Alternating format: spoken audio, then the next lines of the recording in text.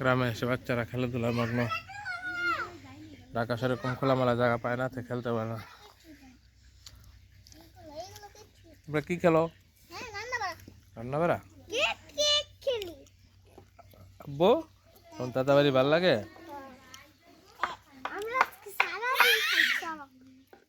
খেলো, তুমি বসো।